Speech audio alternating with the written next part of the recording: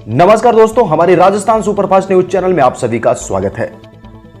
राजस्थान की हर बड़ी खबर को सबसे पहले देखने के लिए हमारे चैनल को सब्सक्राइब कर लें, साथ ही साथ बेल आइकन दबा लें, जिससे आपको हर खबर सबसे पहले मिल सके।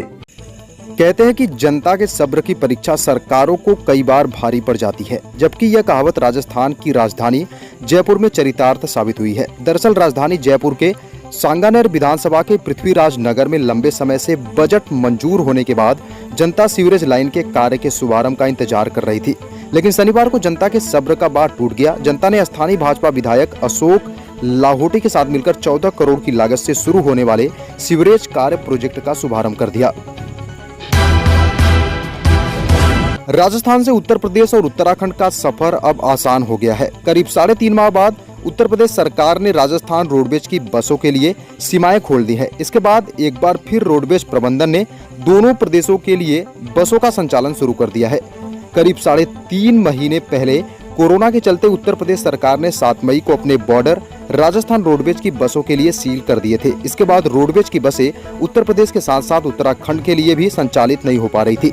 संचालन शुरू होने के बाद यात्रियों के साथ साथ रोडवेज प्रबंधन ने राहत की सांस ली है। लोकसभा और विधानसभा चुनाव में ताल ठोकने वाले कई क्षेत्रीय दल पंचायती राज चुनाव में नजर नहीं आ रहे हैं।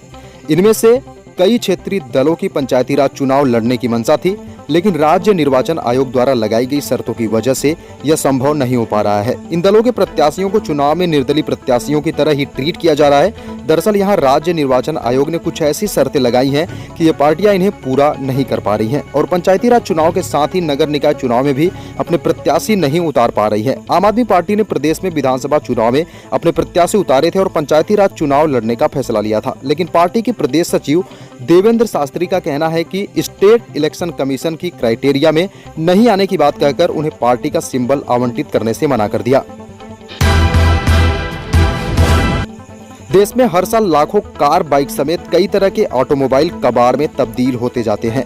एक अध्ययन के तहत 2017 से देश में 22 मिलियन से ज्यादा वाहनों का कबाड़ मौजूद था, जो लाखों की तादाद में बढ़ता जा रहा है। इस फिक्र के मद्देनजर जब 13 अगस्त को गुजरात में प्रधानमंत्री नरेंद्र मोदी ने भारत की vehicle scrappage policy waste to wealth mission launch किया तो उनका दिया गया नारा कचरे से कंचन को साकार करना मुश्किल सा नजर आया। लेकिन जयपुर के कार आर्टिस्ट हिमांशु जांगिड़ ने प्रधानमंत्री के सपने को साकार कर दिखाया।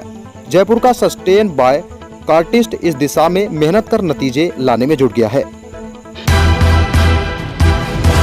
राजस्थान यूं तो अपनी बावड़ियों के लिए प्रसिद्ध है, जिसमें कुछ सूख गई तो कुछ ऐसी हैं जो कभी नहीं सूखी। इन्हीं में से एक बावड़ी है जिसमें अब भी पानी है। जयपुर की इस 300 साल पुरानी बावड़ी को परंपरागत तरीके से बचाया गया है। हम बात कर रहे हैं पुरानी गोविंद देव जी की बावड़ी की, जिसमें हमेशा पानी रहता है। कुआं बावड़ी यहाँ हमेशा लबालब नजर आते हैं। ये आज भी लोगों की प्यास बुझाती है। ये बावड़ी मानसागर झील के पास स्थित है। कांग्रेस ने मनरेगा महात्मा गांधी रोजगार गारंटी अधिनियम में 935 करोड़ रुपए का घोटाला होने का आरोप लगाया है।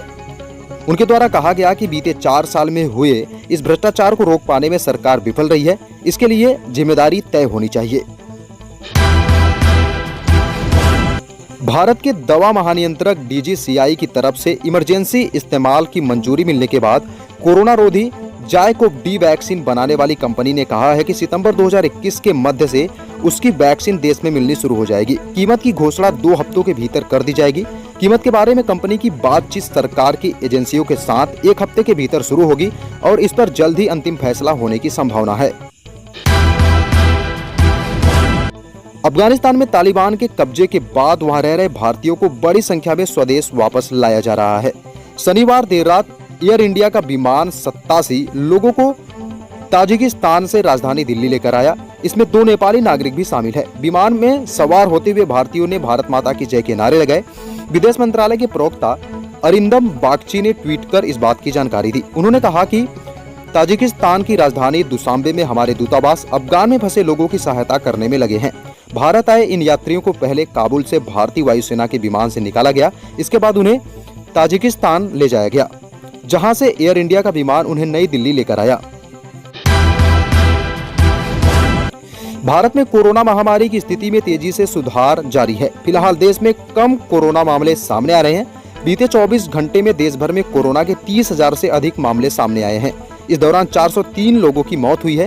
केंद्रीय स्वास्थ्य मंत्रालय के ताजा आंकड़ों के मुताबिक देश में पिछले 24 घंटों में कोरोना संक्रमण के 30,948 नए मामले सामने आए हैं।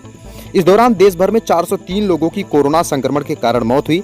बीते 24 घंटे में 38,487 लोग कोरोना से ठीक हुए हैं। इसको मिलाकर अब तक 3.16 करोड़ से अधिक लोग देश में कोरोना से ठीक हो चुके हैं। अफगानिस्तान में तालिबान कब्जे के बाद यह सवाल उठने लगा है कि दुनिया में कौन से देश तालिबान शासन को कूटनीतिक मान्यता देंगे। दुनिया के मुल्कों के समक्ष अब तालिबान शासन को लेकर यह सवाल खड़े हो गए हैं। यह सवाल इसलिए उठ रहे हैं क्योंकि अफगानिस्तान में एक लोकतांत्रिक सरकार पर तालिबान चरमपंथियों ने बंदूक पे बल पर कब्जा किया है। प्रश्न यह है कि क्या दुनिया के लोकतांत्रिक देश तालिबान हुकूमत को मान्यता देंगे? आखिर यह कूटनीतिक मान्यता क्या है? किसी देश के लिए इसका क्या महत्व है? इस मान्यता का तालिबान हुकूमत पर क्या प्रभाव पड़ेगा?